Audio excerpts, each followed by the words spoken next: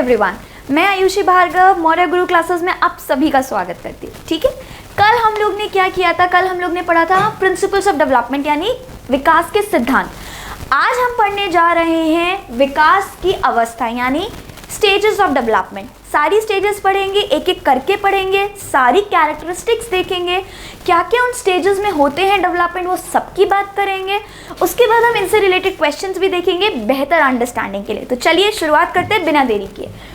ठीक है, तो अब हम जैसे कि नेक्स्ट स्लाइड पे चलते हैं। नेक्स्ट स्लाइड में हम देख रहे हैं कि 5 स्टेजेस दे रखी है। सबसे पहली स्टेज जो है वो आपकी होगी प्रीनेटल स्टेज यानी जन्म से पूर्व।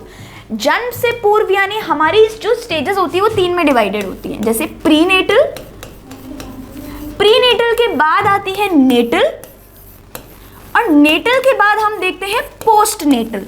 ठीक है, प्रीनेटल यानी जन्म से पहले, जब बच्चा गर्भ में होता है यानी वो जो 0 to 9 मंथ्स का मंथ होता है उसको हम बोलते हैं प्रीनेटल मंथ। ठीक है, जो ये 0 से 9 मंथ का होता है इसके बारे में हम डिटेल में बात करेंगे। अभी सिर्फ डिस्क्रिप्टिव शॉर्ट में बात कर रहे हैं, डिस्क्रिप्टिव वे में बाद में बात करेंगे। ठीक है, तो ये हो गई हमारी प्रीनेटल यानी जन्म से पूर्व। नेटल यानी जब जन्म होता है, पोस्ट नेटल यानी जन्म के बाद। तो ये वाली जो होती है ये होती है प्रीनेटल, फर्स्ट स्टेज, जन्म से पहले। ठीक है, हमने आपको याद होगा बात करी थी यानी वोम टू टोम की। तो वोम यानी गर्भ से आपके कब्र तक, तो जो गर्भ वाला हिस्सा है वो यहाँ पे कहलाएगा आपका प्रीनेटल यानी जन्म से पूर्व। ठीक है, उसके बाद जो सेकंड स्टेज आएगी वो होगी इन्फेंसी यानी बचपन। हम सब लोग अपने अपने बचपन से गुजरे हैं, बहुत शैतानियाँ करी हैं, चीज़ें तोड़ी भी हैं, तो वो वाली जो स्टेज कहलाएगी इन्फेंसी, वो हमारी सेकेंड स्टेज होगी। थर्ड स्टेज जिसमें हम बात करेंगे वो होगी हमारा चाइल्डहुड। चाइल्डहुड को हम 2 पार्ट्स में पढ़ेंगे, अर्ली चाइल्डहुड और लेटर चाइल्डहुड। तो वो 2 में आपका हम चाइल्डहुड कवर करेंगे। फोर्थ स्टेज जो होगी जिसकी हम बात करेंगे वो होगी एडोलेसेंट, जो कि होगी आपकी किशोरावस्था, जिसमें हम बात करेंगे क्या क्या चेंजेस होते हैं, क्या क्या इश्यूज फेस करते हैं। उसके बाद हम फिफ्थ स्टेज जो कि हमारी लास्ट स्टेज होगी वो हम बात करेंगे अडल्टहुड। ठीक है, अडल्टहुड की बात करेंगे। अडल्टहुड में देखेंगे क्या क्या चेंजेस होते हैं लाइफ में, क्या क्या कितने साल तक की अडल्टहुड लास्ट करता है, उसके बाद चलेंगे। ठीक है, तो चलिए आगे एक एक स्लाइड डिस्कस करते हैं। नेक्स्ट स्लाइड पे चलते हैं। अब हम बात कर रहे हैं प्रीनेटल की यानी जन्म से पूर्व। हमने देखा कि ये 9 मंथ्स बिफोर बर्थ यानी 0 to 9 मंथ्स बिफोर बर्थ। ठीक है, ये वाली स्टेज होती है हमारी प्रीनेटल स्टेज, जन्म से 9 माह पूर्व। Starts from the time of conception, जैसे ही कंसेप्शन कंसीव होता है वैसे ये स्टेज स्टार्ट हो जाती है। ये होती है first stage of the child. ठीक है, first stage of the child. Changes in this stage are physical. इस स्टेज में जितने भी चेंजेस होते हैं, मोस्ट ऑफ द चेंजेस जो होते हैं वो सारे फिजिकल होते हैं। कौन से चेंजेस होते हैं, और ये क्वेश्चन कई बार पूछ लेते हैं। अगर आपसे ये पूछते हैं कि नेटल पीरियड से पहले सबसे ज्यादा चेंजेस, तो वो कौन से होंगे? वो होंगे फिजिकल चेंजेस। तो इस पीरियड में सबसे ज्यादा जो चेंजेस होते हैं फिजिकल, क्योंकि जो बच्चा है उसके हाथ डेवलप हो रहे होते हैं, पैर डेवलप हो रहा होता है, हाथ डेवलप हो रहा होता है, सर डेवलप हो रहा होता है। तो ये सब कौन से चेंजेस हैं? ये सब आते हैं आपके शारीरिक विकास में यानी फिजिकल चेंजेस में यानी फिजिकल डेवलपमेंट में। तो हम ये बोलेंगे इस स्टेज में सबसे ज्यादा चेंजेस हो रहे हैं फिजिकल। ठीक है, अब ये जो प्रीनेटल स्टेज होती है आपकी 3 पार्ट्स में डिवाइडेड होती है। ठीक है, देख लेते हैं कौन कौन से। ज़्यादा क्वेश्चन इस पर प्रीनेटल से आते नहीं हैं, बट देख लेते हैं। प्रीनेटल मतलब आपको ये देखने की जरूरत नहीं है कि कौन सी स्टेज में कितना विकास हो रहा है, कितने दिन में कितना बढ़ रहा है। ठीक है, अब प्रीनेटल में फर्स्ट होता है जर्मिनल। जर्मिनल के बाद आपका आ जाता है, लास्ट होता है आपका फीटल, और सेकेंड होता है आपका एम्ब्रियोनिक। ठीक है, अब 0 to 2 वीक्स, यहाँ पर हम सप्ताह की बात कर रहे हैं, कंफ्यूज मत होइएगा, माह नहीं है, मंथ्स नहीं है, यहाँ पर हम सप्ताह की बात करें। एम्ब्रियोनिक होगा आपका 3 to 8 वीक्स, और 8+ वीक्स जितने भी होंगे 9 मंथ्स तक, 9 माह तक, वो सारा फीटल का होगा। बाकी 3 से 8 हफ्ते एम्ब्रियोनिक, और 0 to 2 वीक्स आपका होगा जर्मिनल। तो ये प्रीनेटल इस 3 तरह के में डिवाइडेड होता है। ये 3 स्टेजेस हैं प्रीनेटल के यानी जन्म से पूर्व की। ठीक है, आगे चलते हैं, इसमें कोई दिक्कत? आगे चलते हैं नेक्स्ट स्टेज पे। जो हमारी नेक्स्ट स्टेज है वो स्टेज है इन्फेंसी यानी बचपन। ठीक है, बचपन में बहुत शरारतें करी हैं, वही वाली स्टेज है बचपन, सब लोग अपना अपना बचपन याद कर सकते हैं इसको पढ़ते हुए। ठीक है, अब ये वाली जो स्टेज होती है ये होती है आपकी नेटल पीरियड से स्टार्ट होके पोस्ट नेटल, यानी 0 से 2 इयर्स तक की स्टेज होती है, जन्म से 2 वर्ष तक की ये स्टेज आपकी होती है। ठीक है, इस स्टेज में आप देखेंगे कि पहले, जैसे मैंने आपको बताया था कि पहले ही मंथ में बच्चा पेन, दूसरे मंथ में बच्चा हैप्पीनेस, यानी वो इमोशंस का पहचान करना सीख ले रहा है। तो इसी स्टेज में बच्चा इमोशंस को पहचानना बहुत अच्छे से समझ सकता है। लैंग्वेज की अगर हम बात करें तो बच्चा इसमें वोवल लाइक साउंड्स प्रोड्यूस करना शुरू करता है, शुरुआती में ब ब ब ब ब ऐसे करके बोलना शुरू करता है, बैबल करना शुरू करता है, यानी वोवल लाइक साउंड्स यानी बैबल करना शुरू करता है, जैसे हमने प्रिंसिपल्स ऑफ डेवलपमेंट में भी पढ़ा था, वो बैबल करना शुरू करता है। बैबल करने के बाद 2 साल तक वो धीरे धीरे शॉर्ट फ्रेजेस या शॉर्ट सेंटेंसेस बोलने लगता है। ठीक है, मम्मी दे दो, मतलब 2 वर्ड्स बोलना शुरू कर देता है। ठीक है, तो वो वाले केसेस में शुरुआत होती है बैबल से, वोबल लाइक साउंड से, 2 साल तक आते आते बच्चा शॉर्ट फ्रेजेस शॉर्ट सेंटेंसेस बोलने लगता है। ठीक है, इस वाली स्टेज में फिजिकल डेवलपमेंट में बच्चा क्रॉल करने लगता है, वॉक करने लगता है, और उसने स्टैंड होना सीख लिया होता है। पहले क्रॉल करेगा, फिर स्टैंड होगा, फिर वॉक करेगा। तो 0 to 2 इयर्स में लैंग्वेज के अलावा, इमोशंस के अलावा फिजिकल डेवलपमेंट में उसका एबल टू क्रॉल और वॉक हो जाता है। ठीक है, अब ये ऐसी फर्स्ट स्टेज है सबसे जल्दी जहां पे फिजिकल डेवलपमेंट होता है, records the most physical growth, यानी सबसे अधिक शारीरिक वृद्धि दर्ज करती है इसी स्टेज में। ठीक है, तो अगर आपसे एक क्वेश्चन पूछते हैं कि फिजिकल ग्रोथ सबसे ज्यादा नेटल पीरियड में किसमें होती है, पोस्ट नेटल, तो आप कहेंगे इन्फेंसी में। ठीक है, उसके बाद स्टार्ट्स इमिटेटिंग, यानी नकल करना शुरू करता है। आपने देखा होगा अगर आप बच्चों के सामने मुंह बनाते हैं तो वो भी आपको मुंह बनाते हैं, अगर आप बच्चे से कुछ भी ही करके बात करेंगे तो वो भी आपको ऐसे ही जवाब देते हैं, ऐसे ही कोशिश करते हैं उनके जैसे करने की। ठीक है, तो वही है कि बच्चा आपको इमिटेट करने लग जाता है, आपके एक्शंस को, आपके एक्सप्रेशंस को इमिटेट करने लग जाता है। आप जैसे बोलेंगे वो वैसे ही बोलने की कोशिश करेगा, आप जैसे करेंगे वो वैसे ही करने की कोशिश करेगा। तो इस स्टेज में बच्चा इमिटेट करना स्टार्ट कर देता है। कंप्लीट डिपेंडेंसी ऑफ पेरेंट्स, माता पिता के ऊपर पूर्ण निर्भरता होती है इस स्टेज में। अपने आप से कुछ समझ नहीं सकता क्योंकि यहाँ पे इंटेलेक्चुअल डेवलपमेंट बिल्कुल नहीं होता है, या थोड़ा होता है, ज़्यादा नहीं होता है। तो लेकिन डिपेंडेंसी किस पे है, पेरेंट्स पे है, पूरी इंटायरली डिपेंडेंट किस पे है, पेरेंट्स पे डिपेंडेंट होता है। ठीक है, कुछ भी खाना होगा, पीना होगा, वॉशरूम जाना होगा, कहीं पे भी कुछ काम होगा तो इंटायरली डिपेंडेंसी होगी पेरेंट्स पर। ठीक है, यानी माता पिता के ऊपर पूर्ण निर्भरता इस वाली स्टेज में। ठीक है, तो ये इन्फेंसी है, बचपन है, और ये उसकी कैरेक्टरिस्टिक्स हमने बात कर ली। चलिए नेक्स्ट स्टेज पे चलते हैं। जो नेक्स्ट स्टेज होगी आपकी, नेक्स्ट स्टेज है आपकी चाइल्डहुड। अब चाइल्डहुड को हम पढ़ेंगे, चाइल्डहुड को पढ़ेंगे हम 2 भागों में, जैसे कि मैंने आपको बताया था। फर्स्ट होगा अर्ली चाइल्डहुड, सेकेंड होगा लेटर चाइल्डहुड। ठीक है, इनको 2 पार्ट्स में पढ़ेंगे, अर्ली चाइल्डहुड, लेटर चाइल्डहुड। दोनों की कैरेक्टरिस्टिक्स अलग अलग देखेंगे, दोनों में क्या अलग अलग डेवलपमेंट हुए हैं वो अलग अलग से देखेंगे। ठीक है, तो चलिए शुरुआत करते हैं अर्ली चाइल्डहुड और लेटर चाइल्डहुड में। पहले अर्ली चाइल्डहुड से शुरुआत करते हैं। अब आप जैसे देख सकते हैं ये अर्ली चाइल्डहुड है। ठीक है, तो अर्ली चाइल्डहुड का जो पीरियड होता है वो होता है 2 to 5 या 2 to 6 ईयर्स ऑफ एज। ठीक है, इस एज में बच्चा कहाँ होता है, अब ये हो जाता है कि बच्चा थोड़ा समझने लगा है, बच्चे को थोड़ा समझ आने लगा है, तो उसे स्कूल में डाल दो। तो हम सब लोग 3 साल की उम्र में स्कूल जाते हैं, तो ये हो जाता है हमारी प्री स्कूल एज। ठीक है, जब बच्चा छोटे प्ले ग्रुप में स्कूल जाना स्टार्ट करता है, ऐसे स्कूल्स में UKG LKG, तो वो वाला स्कूल बच्चे का कहलाएगा प्री स्कूल। ठीक है, उसमें ये जाना शुरू कर देते हैं। इसमें फिजिकल ग्रोथ स्लो होती है as compare to the infancy stage, इसमें इतनी ज़्यादा फिजिकल ग्रोथ नहीं होती है। इस स्टेज में बच्चे को क्लियर परसेप्शन हो जाता है कलर और साइज का, उसे पता चल जाता है कोई चीज़ छोटी है या कोई चीज़ बड़ी है। बॉल आप उसके साथ खेलेंगे, खेलने को देंगे तो समझ जाएगा कि ये छोटी बॉल है और ये बड़ी बॉल है। कलर का वो समझने लगेगा कि हाँ ये ब्लैक कलर है, ये वाइट कलर है, तो उसको डिफरेंट परसेप्शन यानी रंग और आकार की स्पष्ट धारणा उसमें डेवलप हो जाएगी कि भाई ठीक है ये कलर्स है, ऐसे कलर में डिफ्रेंशिएट होता है, ये लाल है, ये हरा है, ये ब्लू है, ये येलो है। ठीक है, और साइज का और परसेप्शन ऑफ कलर इस एज में डेवलप हो जाता है। इमेजिनेटिव प्ले और क्रिएटिविटी आती है, यानी कल्पनाशील खेल और रचनात्मकता आती है इस एज में। कैसे? आपने देखा होगा बच्चे टीचर खेलते हैं, टीचर बनेंगे, उनकी तरह ड्रेसअप होंगे, ठीक है, डॉक्टर खेलेंगे, ठीक है, तो किचन में जाके मम्मी की तरह काम करेंगे, किचन सेट से खेलेंगे। तो वो जब सेट से खेल रहे हैं तो वो क्या कर रहे हैं? इमेजिनेटिव प्ले कर रहे हैं कि ठीक है मैं मम्मी हूँ, मैं टीचर हूँ, या फिर मैं डॉक्टर हूँ।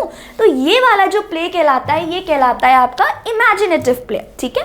तो इमेजिनेटिव प्ले के बाद अगर हम बात करें क्रिएटिविटी की, तो आप उनकी क्रिएटिविटी उनकी ड्राइंग्स में देखेंगे। जैसे सपोज मान लीजिए आपने उन्हें पेड़ बनाने का, तो वैसा ट्री बनाएंगे, उस ट्री पे खुद ही से वो या तो एप्पल बना देंगे या कोई और फ्रूट बना देंगे। तो ये सब जो पार्ट है ये उनकी क्रिएटिविटी है। तो इस स्टेज में क्रिएटिविटी भी बच्चे की स्टार्ट हो जाती है इमेजिनेटिव प्ले के साथ ही में, क्योंकि वो इमेजिनेटिव प्ले कर रहा है यानी कल्पनाशील खेल खेल रहा है, तो उसमें भी वो क्रिएटिविटी अपनी दिखाता है, ठीक है। नेक्स्ट है टाइम कॉन्सेप्ट्स डेवलप नहीं होते इस स्टेज में। इतने टाइम कॉन्सेप्ट्स डेवलप नहीं होते बच्चे को। आप बोलोगे कि हमें परसों कहीं जाना है तो उन्हें इतना समझ नहीं होती, या फिर आप उन्हें टाइम देखने की बात कहोगे तो उन्हें उस टाइम तक समझ नहीं आता। परसों भी उनके लिए कल ही है, तो उन्हें ये नहीं समझेगा कि परसों क्या है। वो याद तो कर लेंगे, जैसे अगर आप उन्हें याद कराओगे, इसका नेक्स्ट पॉइंट है रोट मेमोरी। मंडे ट्यूसडे आप उन्हें बोलोगे, मंडे ट्यूसडे वेंसडे थर्सडे, तो वो सब याद कर लेंगे, आपको सुना भी देंगे, लेकिन वो क्या है, एक रटा है उन्होंने। उनको ये नहीं समझ आ रहा कि मंडे के बाद ट्यूसडे आता है या ट्यूसडे के बाद 4 दिन बाद सैटरडे आएगा, ये उन्हें नहीं समझता। उन्हें बस इतना समझता है कि Monday Tuesday Wednesday Thursday Friday. इस स्टेज में उनकी रोट मेमोरी यानी रटने की क्षमता जो है वो डेवलप हो जाती है, लेकिन समझ उतनी नहीं आती कि भाई अगर मैं पूछूं मंडे के बाद 5वें दिन कौन सा आएगा तो फ्राइडे वो नहीं बता पाएंगे। उनके लिए सब सेम है, लेकिन Monday Tuesday Wednesday Thursday Friday आपको सुना देंगे। क्यों? क्योंकि वो रोट मेमोरी डेवलप हुई है उनकी, ठीक है। चलिए अभी इतना ये हो गया है, इनके और भी पॉइंट्स है अर्ली चाइल्डहुड के, वो डिस्कस कर लेते हैं। अब इसमें आता है spend lot of time playing with toys. आप उन्हें देखेंगे बहुत सारा टाइम अपने किचन सेट, अपने डॉक्टर सेट, अपने और भी टॉय से, रैटल से खेलना बहुत पसंद करेंगे। तो अपने खिलौनों के साथ खेलने में वो बहुत ज़्यादा समय व्यतीत करते हैं। इस टाइम में सेल्फ सेंट्रिक होते हैं यानी ईगो सेंट्रिक होते हैं।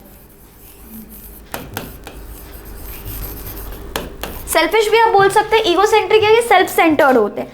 वो क्या होता है, मतलब आत्म केंद्रित होते हैं, सब कुछ मेरा, सारे टॉयज मेरे हैं, जो भी सब घर में खाने का सामान है वो भी सब मेरा है।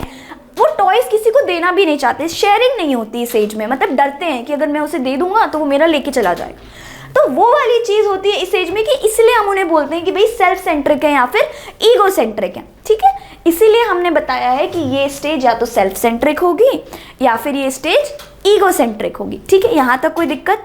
ठीक है। तो सेल्फ सेंटर्ड, ईगो सेंट्रिक, ये आपसे सवाल पूछा जा सकता है कि कौन सी एज में बच्चे ईगो सेंट्रिक या सेल्फ सेंटर्ड होते हैं। तो आपको सीधे सीधे बता देना है अर्ली चाइल्डहुड, क्योंकि इस स्टेज में अपने टॉयज नहीं शेयर करना चाहते। चॉकलेट देंगे, चॉकलेट नहीं शेयर करेंगे आपसे, उन्हें लगता है सब पूरी खा लेंगे या पूरे टॉयज ले जाएंगे। तो इसीलिए इस स्टेज में उनको बोला है कि आत्म केंद्रित होते हैं, खुद की तरफ सारा ध्यान होता है और ईगो सेंटर्ड होते हैं, ठीक है। नेक्स्ट आता है लर्न बाय ऑब्जर्विंग अदर्स, दूसरों को देखकर सीखते हैं। ये हमने पहले भी देखा है। इमिटेट करते हैं, तो इमिटेट का सेकंड हो जाता है कि दूसरों को देख के ऑब्जर्व कर रहे हैं, ठीक है। घर में कोई कैसे ड्रेसअप कर रहा है, कोई कैसे बोल रहा है, वो वैसा ही लैंग्वेज अडॉप्ट कर लेते हैं। और ये लैंग्वेज सेंसिटिव भी होती है एज, तो इसमें कोई कैसे बात कर रहा है, कोई कैसे एक्शंस कर रहा है, उन सबको ये सीखते हैं ऑब्जर्व करके, ठीक है। यानी दूसरों को देखकर सीख रहे हैं कि दूसरा कैसा कर रहे हैं, हम भी वैसा ही करते हैं, ठीक है। तो ये वाला चीज़ आ जाती है इसमें। इलेक्ट्रा एंड ओडोपिस कॉम्प्लेक्स बहुत इंपॉर्टेंट है। ये दो कॉन्सेप्ट्स इस एज में आते हैं, इलेक्ट्रा और ओडोपिस। अब इलेक्ट्रा कॉम्प्लेक्स क्या होता है और ओडोपिस कॉम्प्लेक्स क्या होता है वो देख लेते हैं।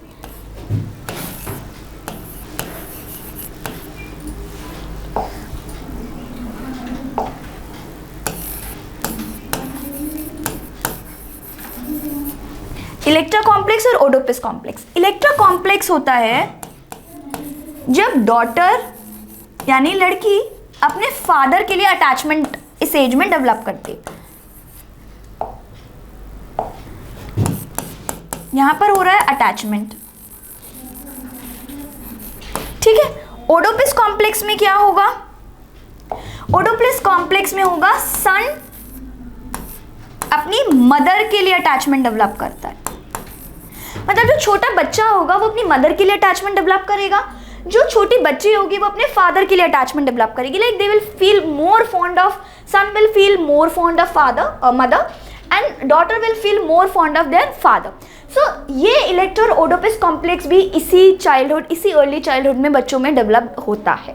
ठीक है, अब ये जो दोनों चीज़ें ये बहुत इंपॉर्टेंट है और आपसे एग्जाम में पूछी भी जाती है, तो आपको पता होना चाहिए इलेक्टर ओडिपस कॉम्प्लेक्स क्या है। सिंपली सन का यानी बेटे का अटैचमेंट डेवलप होना अपनी मदर के लिए वो हो जाएगा ओडिपस कॉम्प्लेक्स, डॉटर का अटैचमेंट अपने फादर के लिए that would be इलेक्टर complex. Detail में हम इसके बारे में लास्ट में बात करेंगे। अब बात करते हैं अर्ली चाइल्डहुड की। अब ये जो अर्ली चाइल्डहुड है, इस अर्ली चाइल्डहुड में, सॉरी अर्ली चाइल्डहुड नहीं, लेट चाइल्डहुड है। ठीक है, लेट चाइल्डहुड की जब हम बात करते हैं तो ये होगा 7 to 12 ईयर्स, यानी गैंग एज, यानी समूह की उम्र, यानी ये लोग गैंग में ज़्यादा रहना पसंद करते हैं, दोस्तों के बीच ज़्यादा रहना पसंद करेंगे। ठीक है, तो ये वाली एज होती है 7 to 12 ईयर्स की।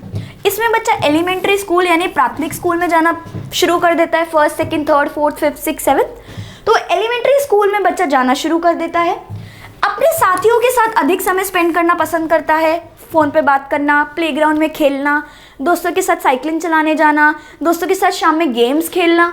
तो वो वाला टाइम जो ज़्यादातर टाइम अपने पीयर्स के साथ स्पेंड करता है, स्कूल के अलावा घर आकर भी, नेबरहुड फ्रेंड्स हो, स्कूल फ्रेंड्स हो, तो पीयर्स के साथ यानी दोस्तों के साथ ज़्यादा टाइम पसंद करता है। डेवलपमेंट ऑफ क्रिएटिव पोटेंशियल, इस एज में development of creative potential begins, यानी रचनात्मक क्षमता का विकास इसमें शुरू हो जाता है। शुरू पहले वाली में अर्ली चाइल्डहुड में हो जाता है, लेकिन इसमें ये लोग पोटेंशियल ढूंढने लगते हैं कि ठीक है, क्या मैं अच्छी ड्राइंग कर सकता हूँ, क्या मैं अच्छा गाना गा सकता हूँ। तो उसमें ये अपना जो पोटेंशियल है, क्रिएटिव पोटेंशियल, वो ढूंढने लग जाते हैं। इस एज तक बच्चों को पता चल जाता है कि मैं क्या अच्छी डांसर बन सकती हूँ, क्या मैं अच्छा सिंगर हूँ, क्या मेरी आवाज़ अच्छी है, क्या मैं अच्छी ड्राइंग कर लेता हूँ। तो इस एज में बच्चों का क्रिएटिव पोटेंशियल बिगिन हो जाता है, शुरुआत हो जाती है। बहुत हाई मस्कुलर स्ट्रेंथ होती है, बॉडी डेवलपमेंट थोड़ा स्लो रहता है, फिजिकल ग्रोथ, लेकिन मस्कुलर स्ट्रेंथ काफ़ी बन जाती है, यानी मांसपेशियों की ताकत बहुत अच्छी हो जाती है, क्योंकि खेलते हैं, डिफरेंट प्ले खेल रहे हैं, फिजिकली एक्टिव हो रहे हैं, तो हाई मस्कुलर स्ट्रेंथ होती है।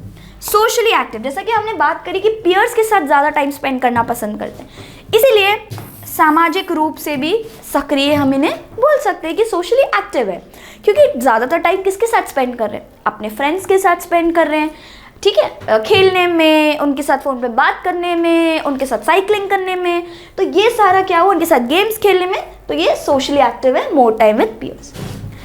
ईगोसेंट्रिक नहीं है स्टेज में, अहंकार केंद्रित नहीं है, अपने टॉयज़ भी दे देंगे या फिर अपनी बुक्स, कॉपीज़, वाटर बॉटल सब शेयर करना सीख जाते हैं। टिफ़िन में भी अगर कुछ लेके गए हैं स्कूल में तो दे विल स्टार्ट शेयरिंग, किसी ने अगर कॉपी मांगी है, पेन मांगा है, तो दे विल शेयर। ठीक है, अपनी गेम शेयर करेंगे, अपने टॉयज़, अपनी साइकिल, तो ये सब शेयर करने की हो जाता है, अपना चॉकलेट्स, अपना चिप्स सब शेयर करें। अहंकार केंद्रित नहीं होते हैं, यानी ईगोसेंट्रिक नहीं होते। ऑब्जर्वेशन एंड लॉजिकल थिंकिंग, यहाँ पे क्या है, ऑब्जर्वेशन और लॉजिकल थिंकिंग डेवलप हो जाती है, यानी दूसरों को देखने का तो पहले भी था, लेकिन लॉजिकल भी थोड़ा डेवलप हो जाता है कि अच्छा ये इसलिए कर रहे हैं तो ये इसलिए कर रहे हैं। अगर रोड क्रॉस कर रहे हैं तो राइट साइड से देख के या लेफ्ट साइड से देख के कर रहे हैं, तो इसलिए देख के कर रहे हैं क्योंकि ट्रैफिक किधर से आ रहा है। तो लॉजिकल और ऑब्जर्वेशनल दोनों स्किल्स इसमें बहुत ज़्यादा अच्छे से डेवलप हो जाती है। लॉजिकल की भी शुरुआत हो जाती है कि रीजनिंग आ जाती है कि ठीक है, अगर हमें इतने पैसे देने तो इतने काट कर इतने पैसे देने। ठीक है, तो ये वाली चीज़ भी इसमें डेवलप हो जाती है, ऑब्जर्वेशन एंड लॉजिकल थिंकिंग। ठीक है, सवाल पूछने लगते हैं। बात करते हैं एडोलेसेंस की। अब ये जो एडोलेसेंस स्टेज है ये बहुत बहुत इंपॉर्टेंट है। हमने पढ़ा प्रीनेटल, हमने पढ़ा इन्फेंसी, बचपन, हमने पढ़ा चाइल्डहुड। चाइल्डहुड में हमने 2 पढ़े, अर्ली चाइल्डहुड और लेट चाइल्डहुड। उसके बाद जो हम 4th स्टेज पढ़ने जा रहे हैं वो है हमारी एडोलेसेंस, यानी किशोरावस्था। ठीक है, किशोरावस्था भी बहुत इंपॉर्टेंट स्टेज है, यानी 12 to 18 ईयर्स वाली एज। ठीक है, 12 to 19, 12 to 18। इस स्टेज को ट्रांजिशनल पीरियड बोलते हैं और इससे रिलेटेड क्वेश्चन आता ही आता है। कि ऐसी कौन सी स्टेज है जो ट्रांजिशनल शो करती है चाइल्डहुड और अडल्टहुड के बीच में, तो आपको बताना है वो स्टेज है अडोलेसेंस, ठीक है, क्योंकि ये ट्रांजिशनल पीरियड है। मतलब ट्रांजिशन मतलब आपका अवधि टाइप आप समझ लीजिए कि दोनों के बीच में जो चेंज हो रहा है ना, अडल्टहुड से अडोलेसेंस में थे, तो पहले चाइल्डहुड था फिर अडल्टहुड था, बीच में आया अडोलेसेंस जो इन दोनों को मिला रहा है, एक्टिंग एज अ ब्रिज, कि बीच में एक जॉइन करने वाली ब्रिज है, ठीक है, जो अडल्टहुड को चाइल्डहुड को अडल्टहुड से जोड़ रही है। कौन है वो ट्रांजिशनल पीरियड में? अडोलेसेंस, ठीक है। अब एब्स्ट्रैक्ट एंड लॉजिकल थिंकिंग दोनों इसमें डेवलप हो जाती है, तार्किक भी है और सारगर्भित भी है, यानी लॉजिकल और एब्स्ट्रैक्ट दोनों है। लॉजिकल में तो ठीक है, आपके सामने कोई क्वेश्चन दे दिया 2+4 या कोई रीजनिंग ऐसे क्वेश्चंस दे दिए, आपको समझ आ गया कि इसमें लॉजिक है, तो ये लॉजिक होगा या मल्टीप्लाई होगा, डिवाइड होगा, आपने लॉजिक लगा के सॉल्व कर लिया। एब्स्ट्रैक्ट मतलब जो चीज़ें सच में एग्जिस्ट नहीं करती और इमेजिन करना पड़ रहा है आपको, कि इमेजिन करो आप एक जंगल में हो और आप वहाँ पे खो गए हो, तो आप वापस कैसे आओगे, वहाँ पे कैसे सर्वाइव करोगे। तो वो वाली जो सोच है, जो एब्स्ट्रैक्ट थिंकिंग है, जो चीज़ें एग्जिस्ट, रियलिटी जिनको आप टच नहीं कर सकते लेकिन जो सिर्फ हमारे दिमाग में है, जो एब्स्ट्रैक्ट कॉन्सेप्ट्स होते हैं, वो भी स्टेज में आपके डेवलप हो जाते हैं। तो एब्स्ट्रैक्ट और लॉजिकल थिंकिंग दोनों एडोलेसेंस में आपके डेवलप हो जाते हैं। अब हम बात करते हैं आइडेंटिटी क्राइसिस की। आइडेंटिटी क्राइसिस क्या होता है? आइडेंटिटी क्राइसिस मतलब पहचान का संकट होता है। इधर इन्हें कैसा पहचान का संकट? अब इन्हें समझ नहीं आता। कई बार मम्मी हमको डांट के ये कह देती है कि तुम इतने बड़े हो गए हो लेकिन तुम्हें ये नहीं समझ आता। फिर कहती है तुम अभी छोटे बच्चे हो, बाहर मत जाओ, दोस्तों के साथ ज़्यादा देर तक बाहर मत रहो। तो अब वो बीच में फंस जाते हैं कि भाई मैं बड़ा हूँ या मैं छोटा हूँ, आप डिसाइड करके मेरे को बता दो। समझ ही नहीं आता, कभी बोलते हो बड़ा हो गया, कभी बोलते हो छोटा है, तो समझ नहीं आता कि क्या हूँ मैं, बड़ा हूँ या छोटा हूँ। तो वो वाली जो पहचान का संकट है और वो जो आइडेंटिटी क्राइसिस है ना, कि भाई मैं अडल्ट हूँ या मैं चाइल्ड हूँ, तो ये जो बीच का गैप है ना, ये वाला जो बीच का गैप है, तो उससे उनको आइडेंटिटी क्राइसिस होता है, पहचान में संकट, कि समझ नहीं आ रहा मैं बड़ा हूँ या छोटा हूँ, कि मैं बड़ों की तरह बिहेव करूँ या मैं छोटों की तरह बिहेव करूँ, मैं हूँ कौन।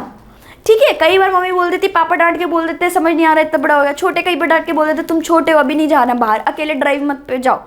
तो वो वाली जो चीज़ होती है वो कहलाती है हमारी आइडेंटिटी क्राइसिस। ठीक है, नेक्स्ट बात करते हैं एडजस्टमेंट प्रॉब्लम। इस स्टेज में यूजुअली एडजस्टमेंट प्रॉब्लम्स काफ़ी देखने मिलते हैं, यानी समायोजन की समस्याएं। ठीक है, कि समायोजन नहीं हो पा रहा है, एडजस्ट नहीं कर पा रहे हैं हम, कि ठीक है फैमिली में एडजस्ट नहीं कर पा रहे, पीयर ग्रुप में एडजस्ट नहीं कर पा रहे, मतलब कुछ समझ नहीं आ रहा कि क्या करे क्या नहीं। तो वो जो एडजस्टमेंट की प्रॉब्लम आती है ना, जो अडेप्टिव में, कि समझ नहीं आ रहा कैसे एडजस्ट करे, कैसे कोप अप करे इससे, तो वो वाली जो प्रॉब्लम है वो आपकी होगी एडजस्टमेंट प्रॉब्लम्स में। ठीक है, नेक्स्ट चलते हैं। इजी है, कोई दिक्कत नहीं है इतनी। अब एडोलेसेंस में कुछ और भी पॉइंट्स हैं, उनको भी देख लेते हैं। Feeling of independence and revolt. भाई इस स्टेज में इंडिपेंडेंस चाहिए, मुझे तो जाना है अपने दोस्तों के साथ बाहर नाइट आउट पे, या मुझे तो जाना है गोवा के ट्रिप पे, जो कि होता नहीं है, लेकिन मुझे जाना है गोवा के ट्रिप पे। घर वालों से जिद होगी, उनका रिवोल्ट होगा, वो कह रहे नहीं जाना, हम कह रहे जाना है, तो रिवोल्ट हो रहा है, रिबेल की तरह बिहेव कर रहे हैं। ठीक है, तो इस स्टेज में इंडिपेंडेंस और रिवोल्ट दोनों बहुत ज़्यादा होता है। इंडिपेंडेंसी भी चाहिए, मुझे अपने आप करना है, मुझे अकेले जाना है, मैं कर लूँगा। तो वो वाली जो चीज़ है, स्वतंत्रता और विद्रोह की भावना भी इस स्टेज में डेवलप होने लगती है, यानी जाना है, इंडिपेंडेंस चाहिए मुझे घर के बाहर जाना है, तो वो वाली चीज़ है। ठीक है, social, biological and personal changes होते हैं स्टेज में।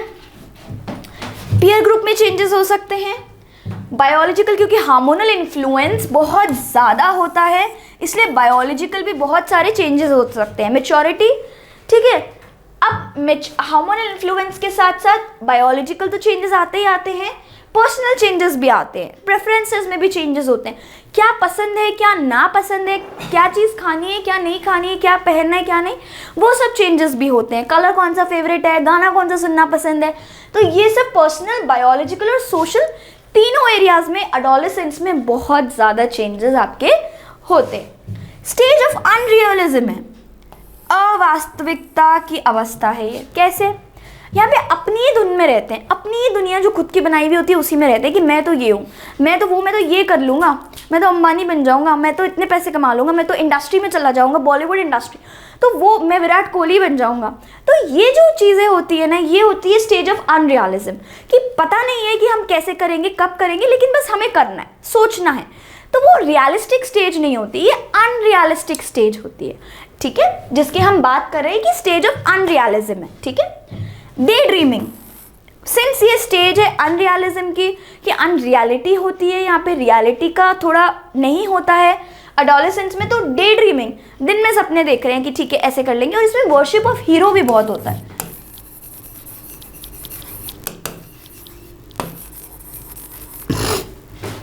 मॉडलिंग इसमें बहुत होती है, जैसे मान लीजिए कि किसी एक्टर को या किसी क्रिकेटर को कोई पर्टिकुलर ऐड एंडोर्स करते हुए देख लिया कि वो पर्टिकुलर ऐड कर रहा है, तो वो जो ऐड कर रहा है मैं भी वैसा ही करूंगा, मैं भी वही पेंट लगवाऊंगा जो जिसका शाहरुख खान ऐड कर रहा है, या मैं भी वही शैम्पू यूज करूंगी जो कैटरीना कैफ का जिसका ऐड कर रही।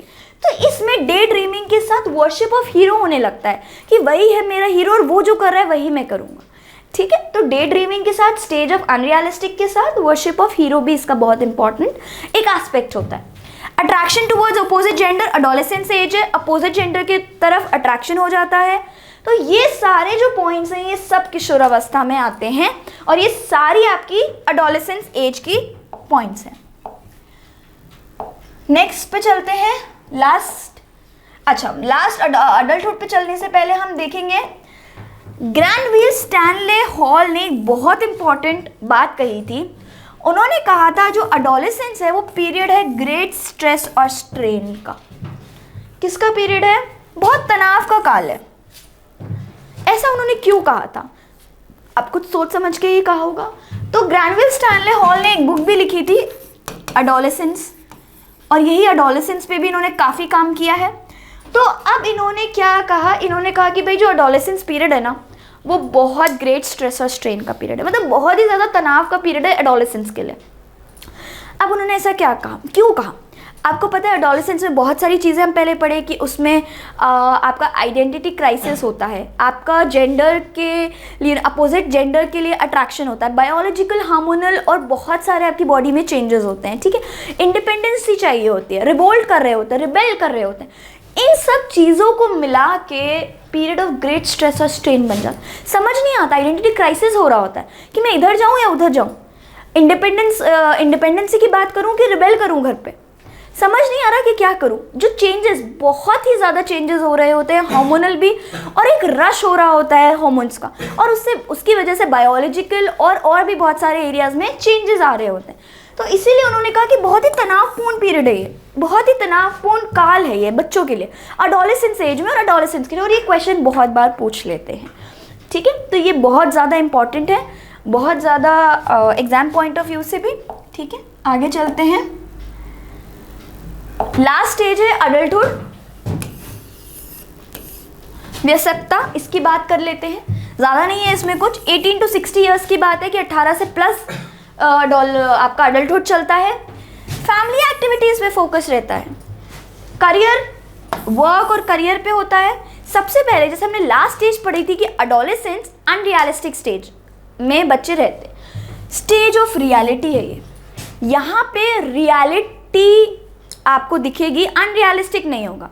ये रियलिटी की बात करेगी कि भाई मेरे पास इतना पैसा है, या मैंने इतनी पढ़ाई करी है तो मैं इस जॉब में जा सकता हूँ या इस चीज़ में जा सकता हूँ। तो ये बात करिए स्टेज ऑफ रियलिटी की।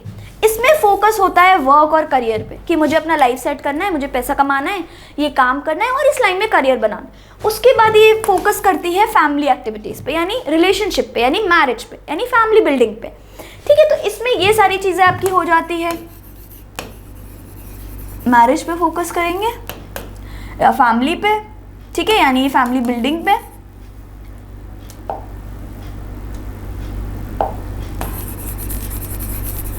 ठीक है, फैमिली बिल्डिंग पे फोकस होगा या फिर मैरिज पे, ठीक है, यानी रिलेशनशिप्स को सस्टेन करने में फोकस होगा। स्टेज ऑफ रियलिटी वर्क और करियर है और 18+ ईयर्स के लिए है, ठीक है। अडल्टहुड में ज़्यादा नहीं है, इतनी ही बात करेंगे। नेक्स्ट चलते हैं क्वेश्चंस। अब हमने सारे स्टेजेस पढ़ ली, अब उनके क्वेश्चन समझ लेते हैं बेहतर अंडरस्टैंडिंग के लिए, और एक क्वेश्चन जो लास्ट टाइम आए हुए भी हैं और आपको इससे रिवीजन भी हो जाएगा। ठीक है, चलते हैं।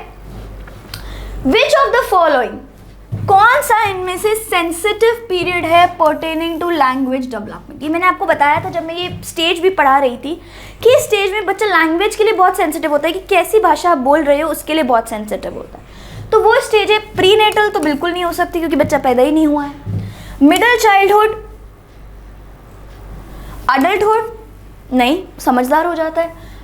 अर्ली व्यस्ता नहीं है, प्रारंभिक बचपन का समय, जन्म पूर्व का समय है ही नहीं।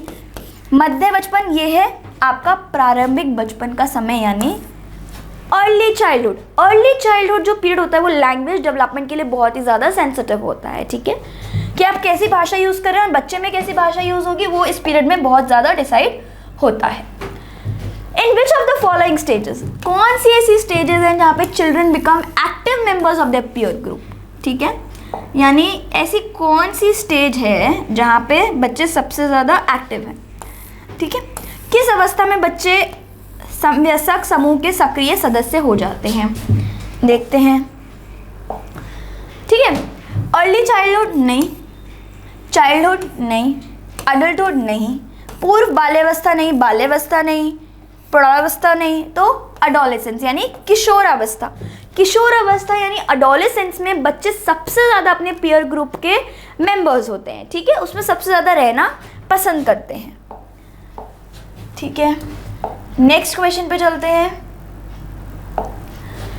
अडोलेसेंस में एक्सपीरियंस, अडोलेसेंस को क्या एक्सपीरियंस हो सकता है, किशोर का अनुभव कर सकते हैं। Feeling of satisfaction about life, adolescence है, अभी तो शुरुआत ही हुई है लाइफ की, तो अभी तो बिल्कुल सेटिस्फैक्शन नहीं होगा।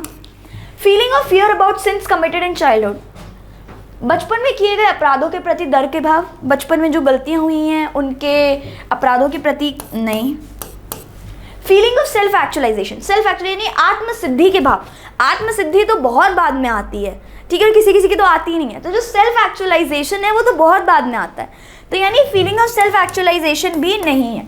तो है anxiety and concern about themselves, अपने बारे में बहुत ज़्यादा सोचते हैं, मैं क्या करूँगा, मैं कैसे दिख रहा हूँ, मैं ठीक तो दिख रहा हूँ ना, मैंने ठीक से किया तो है ना, मुझे डांट तो नहीं पड़ेगी ना।